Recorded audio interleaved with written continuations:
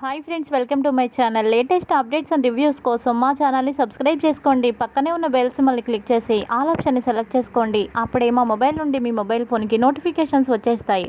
శృతికి వాళ్ళ అమ్మ కాల్ చేస్తుంది. ఇంకా శృతి, మేము ఇక్కడ లేము, మేము పల్లెటూరు వచ్చాము అని అనగానే, విలేజ్కా, అక్కడికి ఎందుకు వెళ్ళావు అని అనడంతో, మా మామయ్య గారు వాళ్ళ అమ్మ ఇక్కడే ఉంటారు, గ్రాని వాళ్ళ ఇంటికి వచ్చాము అని అనగానే, అక్కడన్నీ దోమలు, ఈగలు, గేదెలు, ఆ పేడ అవన్నీ అక్కడ నీకుండడం ఇబ్బంది అవుతుంది కదమ్మా, ఇక్కడికి వచ్చేకపోయావా, అక్కడికి ఎందుకు వెళ్ళావు అని అనడంతో, అదేమీ లేదమ్మా, అంతా బాగానే ఉంది అని చెప్తుంది. ఏం బాగుంది, అసలు పుట్టి పెరిగాక విలేజ్ని ఎప్పుడు నువ్వు చూడలేదు, అక్కడ ఎలాంటి పరిస్థితులు ఉంటాయో నాకు బాగా తెలుసు, నిన్ను ఎంత ఇబ్బంది పెడుతున్నారో అని అనగానే, అమ్మా ఇబ్బంది ఏమీ లేదు, ముందు నువ్వు ఫోన్ పెట్టే, నేను తర్వాత మాట్లాడతాను, ఇక్కడ వంట చేయాలి అని ఫోన్ పెట్టేస్తుంది.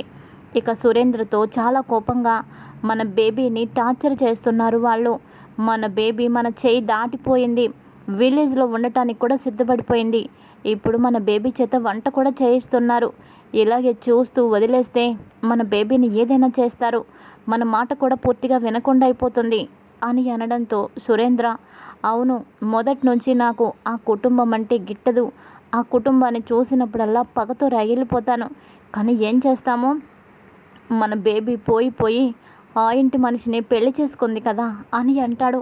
ముఖ్యంగా బాలుని చూస్తే నాకు చాలా కోపంగా ఉంటుంది, ఎంత అవమానించాడో అవమానం అంతా గుర్తొస్తూనే ఉంటుంది అని అనగానే, అవును, వాళ్ళ నాన్న మీద నాకు, బాలు మీద నీకు, అందరికీ కూడా వాళ్ళు ఇరిటేషన్ తెప్పించే వాళ్ళే అని అంటాడు.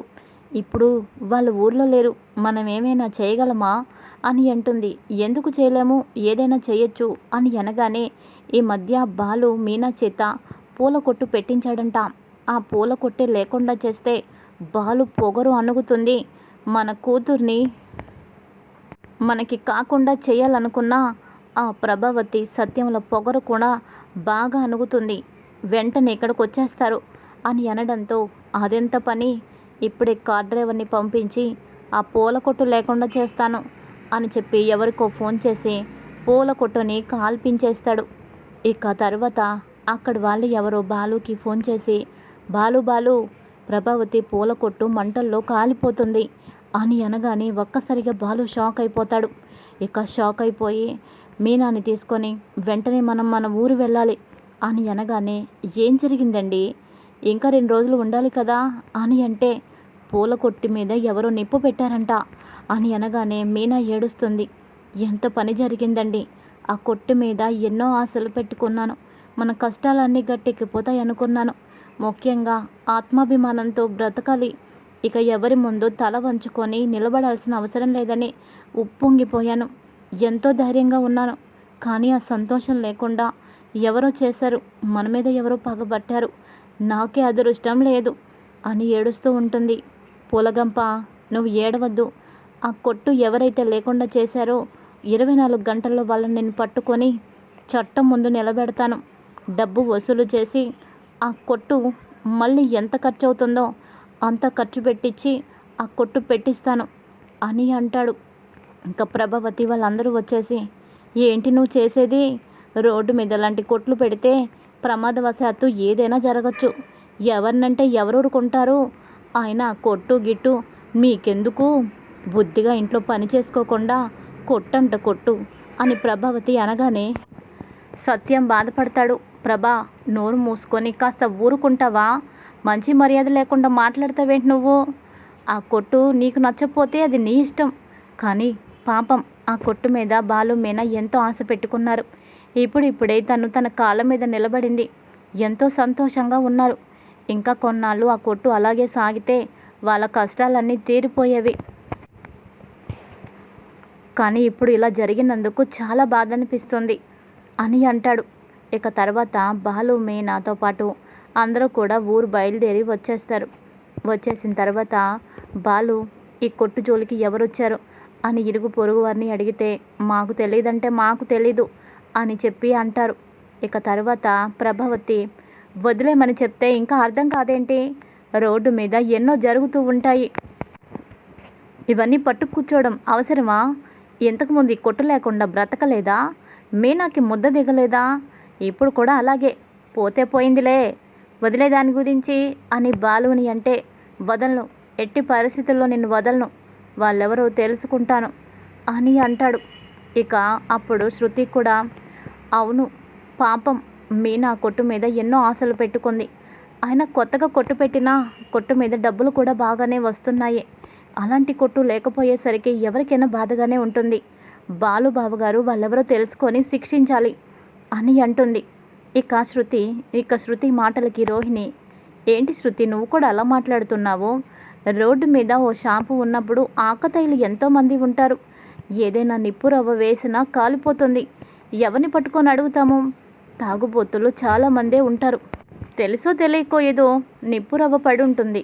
దాని గురించి కొట్టు కాలిపోయి ఉంటుంది. పోయిందేదో పోయింది, దాని గురించి ఆలోచిస్తూ ఉంటే ఎలా చెప్పు అని అనగానే, రోహిణి ఇప్పుడు నువ్వు అంత తేలిగ్గా తీసి పారేస్తున్నావు. నీ పార్లర్ కూడా అలాగే ఎవరో ఒకరు తగలు పెట్టేస్తే నీకెంత బాధగా ఉంటుంది చెప్పు అని అనగానే, రోహిణి ఇలా అంటుంది, ఏంటి శృతి చిన్నపిల్లలా మాట్లాడతావు? నా పార్లర్కి ఆ పూల కొట్టుకి ఒకటేనా? ఇది రోడ్డు మీద ప్లాట్ఫామ్ మీద పెట్టుకున్న పూల కొట్టు.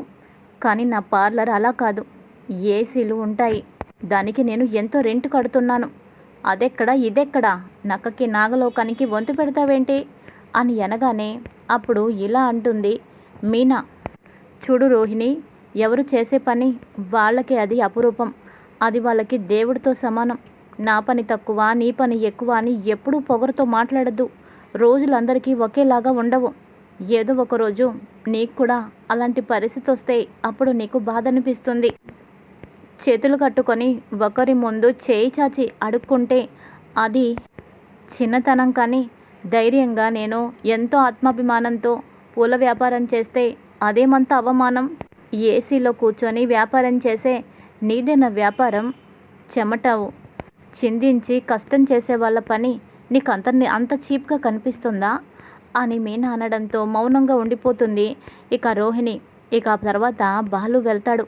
బాలు వెళ్ళి ఈ రోడ్డు మీద ఎవరు వచ్చారు, ఎవరు తిరిగారు తెలుసుకోవాలి అని చెప్పి ఓ చోటికి వెళ్ళి, ఈ ఏరియాలో సీసీ కెమెరాలు ఉంటాయి కదా, కొంచెం వాటిని ఓపెన్ చేసి చూపించండి, కొంచెం డబ్బులు ఇస్తాను అని ఒకరిని అనడంతో బాలు చెప్పిన దానికి ఊకొట్టి సీసీ కెమెరాల్లో రికార్డ్ అయి ఉన్న కొన్ని వాటిని బాలుకి చూపిస్తాడు. ఇక ఓ కారు ఆపి అందులో పెట్రోల్ తీసుకొని ఆ పూల కొట్టు మీద పోయటం, అగ్గిపుల్ల వెలిగించి వెళ్ళిపోవడం, ఇదంతా కూడా అందులో ఉంటుంది. అది చూసి షాక్ అవుతాడు. కారు నెంబర్ తెలుసుకుంటాడు. ఇక తెలుసుకొని వెంటనే సురేంద్ర ఇంటికి వెళ్తాడు. వెళ్ళడమే డోర్ని కాల్తో తంతాడు. రారా, బయటికి రా, నీకెంత ధైర్యం? మేము లేని సమయంలో చూసుకొని నా పూల కొట్టునే కాల్పించేస్తావా? నీ ఎంత చూస్తా, నీ ఇంటిని నేలమట్టం చేస్తా, నీ ఇంటిని శ్మశానం చేస్తా, ఎవరా త్వర చూస్తా అని చెప్పి ఇల్లంతా చిందరవందర చేస్తూ ఉండగా, సురేంద్ర, నిన్ను ఇలా కాదు, పోలీసులకు పట్టించి లోపల వేయిస్తాను. నాకున్న పలుకుబడితో కనీసం 10 సంవత్సరాలు నిన్ను లోపల వేయించకపోతే నా పేరు సురేంద్ర కాదు అని చెప్పి అనగానే, చెప్పరా, చెప్పు, నువ్వు వాళ్ళకి చెప్పు, నేను కూడా నువ్వేం చేసావో చెప్తాను, నిన్ను లోపలేస్తారో నన్ను లోపలేస్తారో తేలిపోతుంది అని అనగానే, ఇక తర్వాత సురేంద్ర పోలీసులకు ఫోన్ చేయడంతో పోలీసులు వస్తారు. వచ్చి, చూసారా ఇన్స్పెక్టర్ గారు, ఇల్లంతా ఎలా చిందరవందర అయిపోయిందో చూశారు కదా, నా ఇంటిని శ్మశానం చేసేస్తానని నాకే వార్నింగ్ ఇచ్చాడు. మీరు రావడం కొంచెం లేట్ అయినా నన్ను నా భార్యని చంపేసేవాడు. వీడి బారి నుంచి మీరే కాపాడాలి అని సైగ చేసి వాళ్ళతో చెప్పడంతో బాలు చేతులకి సంఖ్యలు వేయబోతూ ఉంటే బాలు చెప్తాడు, ఇన్స్పెక్టర్ గారు, ఈ పెద్ద మనిషి ఏం చేశాడో తెలుసా? నేను నా కుటుంబం ఊర్లో లేని సమయంలో ఇంటి ముందు ఉన్న పూల కొట్టుని పెట్రోల్ పోసి కాల్ చేశారు. కావాలంటే మొత్తం సీసీ కెమెరాలో కూడా రికార్డ్ అయింది అని అనగానే, ఏంటి మీరు చెప్పేది? ఈ సురేంద్ర గారు అంత పని చేశారా అని అనగానే, అవును ఇన్స్పెక్టర్ గారు, అందుకనే కోపంతో నేను ఇలా వచ్చాను, ఆవేశంగా మాట్లాడాను. ఇప్పటికైనా ఏమీ నేను కోరుకోవడం లేదు. నా పూల కొట్టు ఎంత ఖరీదైతే అయిందో ఆ ఖరీదుతో సేమ్ అలాంటి కొట్టే ఆయన పెట్టించాలి అని అనగానే, ఇక పోలీస్ ఇన్స్పెక్టర్, చూడు బాలు, నువ్వు చెప్పింది మేము నమ్ముతున్నాము, ఆయన చెప్పింది కూడా నమ్ముతున్నాము, ఇద్దరు చెప్పింది నమ్ముతున్నాము. కానీ నిజాలేంటో సాక్ష్యాధారాలు మేము చూడాలి కదా. ఇప్పుడు నువ్వు ఈ ఇల్లంతా ఎలా చేసావో మేము మా కళ్ళారా చూసాము. అలాగే నీ పూల కొట్టు సురేంద్రే దగ్గరుండి ఇలా కాల్పించేశాడు అని అంటున్నావు.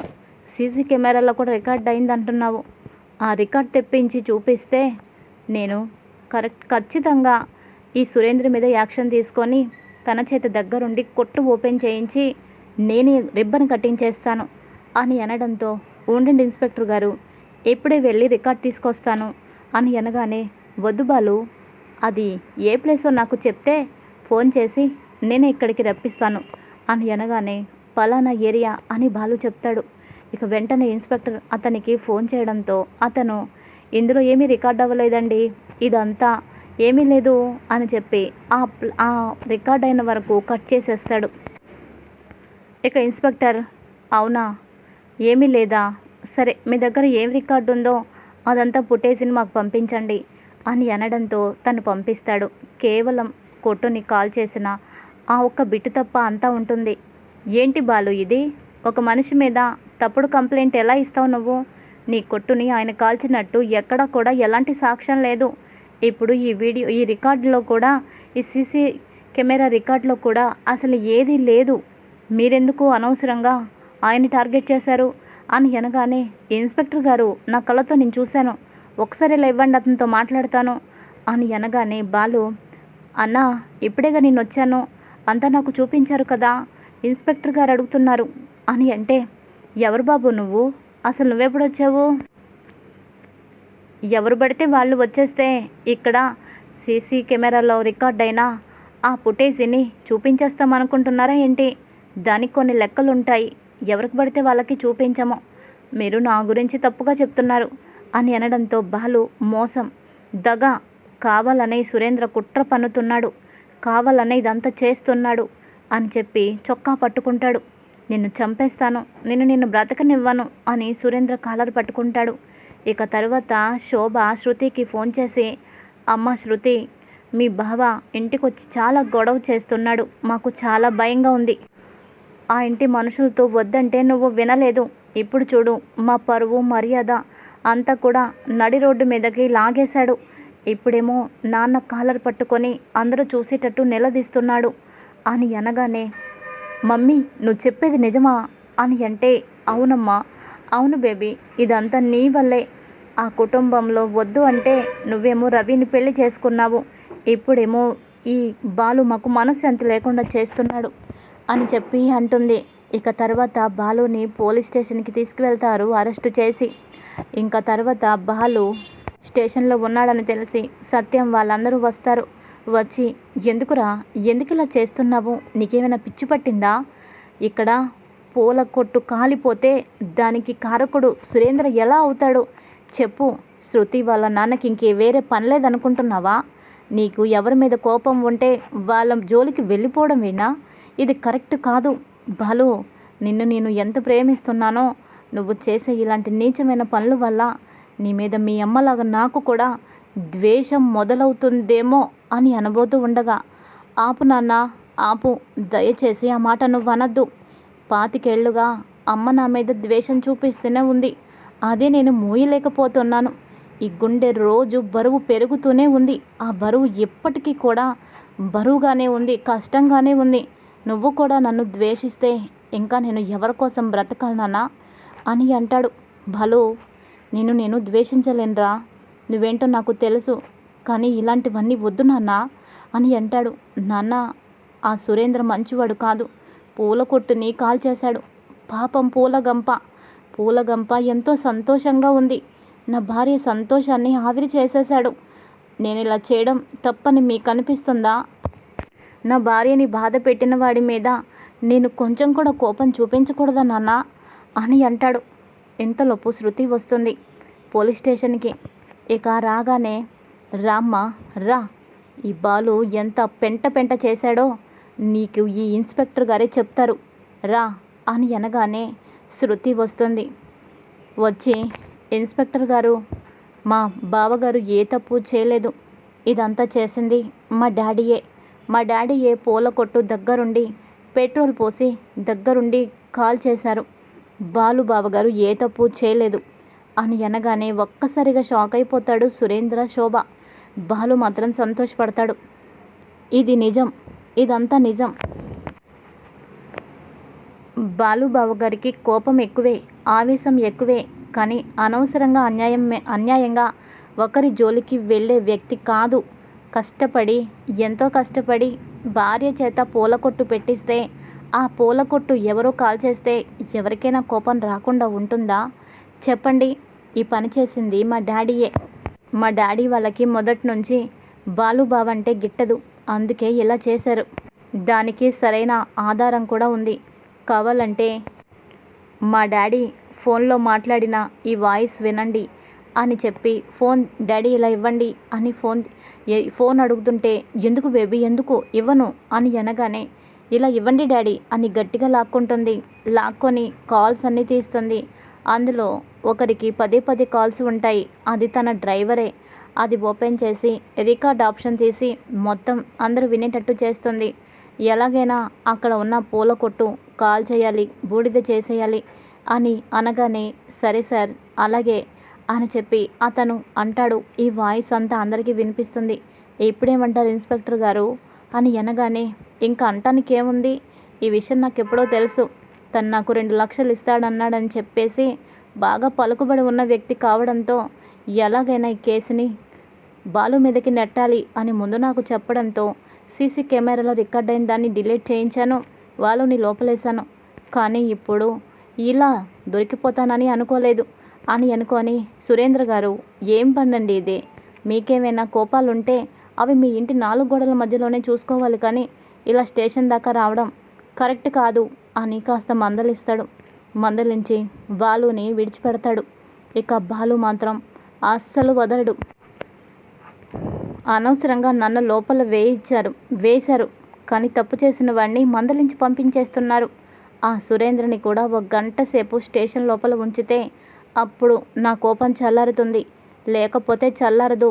అస్సలు నేను ఒప్పుకోనంటే ఒప్పుకోను అని అనగానే, ఇన్స్పెక్టర్ జరిగిందేదో జరిగిపోయింది కదా, ఆయన మీ కొట్టు తిరిగి పెట్టిస్తానంటున్నాడు, ఇంకా ఏంటి అని అనగానే, ఇన్స్పెక్టర్ గారు నన్ను లోపల వేయడానికి మీరు ఇంత కూడా ఆలోచించలేదు, కానీ సురేంద్రని లోపలేయడానికి ఎందుకు అంతలా ఆలోచిస్తున్నారు? అలాంటి వాళ్ళని ఒక్కసారి లోపల వేసి చూడండి, ఇక జీవితంలో మళ్ళీ తప్పు చేయాలంటే భయపడతారు. మీరు కానీ వేయకపోతే నేనే లోపలేస్తాను అని అనగానే, ఇక ఇన్స్పెక్టరు సరే నేనే లోపల వేస్తాను అని చెప్పి, సురేంద్ర గారు ఆ పూల కొట్టిని మీరు కాల్చారు కాబట్టే మిమ్మల్ని లోపల వేస్తున్నాను అని చెప్పి లోపల వేసి తాళం వేస్తాడు. సురేంద్ర కోపంతో రగిలిపోతాడు. శృతి అలాగే చూస్తూ ఉంటుంది. ఏదేమైనా బాలు చేసింది తప్పని నాకు అనిపించడం లేదు. మొదటి నుంచి నేను ఉన్నది ఉన్నట్టుగా మాట్లాడతాను, అందుకని మా డాడీకి నేను నచ్చను. తప్పు చేయని బాలు బావా ఆ సెల్లో ఉన్నప్పుడు లేనిది తప్పు చేసిన మా నాన్న ఓ అరగంట ఉంటే తప్పేముంది, ఇలా చేస్తేనే ఇంకోసారి ఇలాంటి తప్పు చేయటానికి 10 సార్లు ఆలోచిస్తాడు, కాబట్టి బాలుది తప్పు లేదు అని అనుకుంటుంది. ఇది ఈరోజు ఎపిసోడ్. మరి తర్వాత ఏం జరుగుతుంది, రాబోయే కథలో ఎలాంటి మలుపు తిరుగుతుంది, ముందు తెలుసుకుందాం. Thanks for watching. Hi friends, welcome to my channel. Latest updates